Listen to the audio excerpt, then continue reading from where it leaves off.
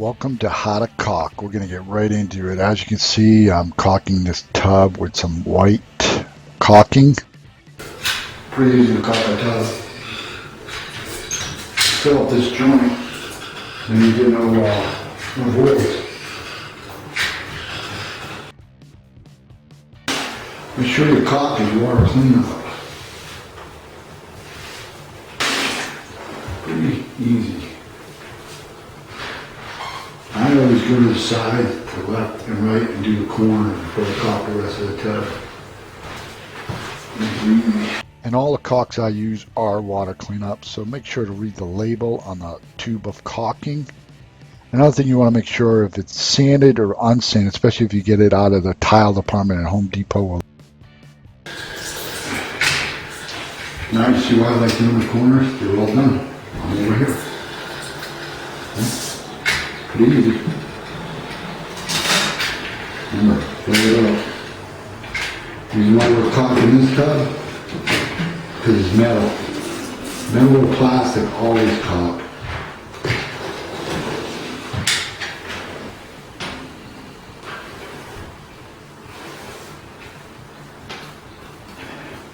Yeah. Trusty corner here. Nice, sharp edges.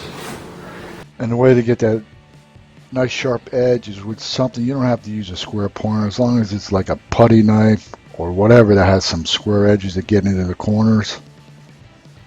And if your tub is plastic or metal, you definitely want to caulk it because that grout will crack out of there. Make sure you get all the pinholes. Yeah, look around for pinholes. Make sure you really pack up that joint with caulk. And as you can see, I'm just using my finger and a sponge and a square pointer in the corners there. But most of the time I'm just using my finger to smooth out the joint. And a sponge comes along and gets off the excess caulking on the surface. And you don't want to go too far because the caulking will dry up pretty quick. Main thing is just look at your joint, make sure it's full, no gaps or voids. This is basically how I caulk everything. And this is a plastic shower pan that I'm caulking here. You can caulk the inside corner, whatever you need to do. Simply squeeze in the caulk, wipe it with your finger, and hit it with a sponge. That's all there is to caulking. And there's two different types of caulking, sanded and unsanded. Hit subscribe. You don't want to miss out on these awesome. That's how you get those nice tight corners. Nice square pointer. Sanded for joints bigger than 1/8. Unsanded for joints smaller than 1/8. That's same with grout too. So you can match your grout. I mean, you can match your caulking to your grout. I think I'm using white here to match the plastic pan.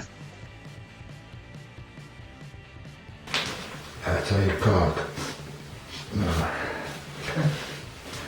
Cool. And this right here, I'm caulking where my tile floor met my hardwood floor.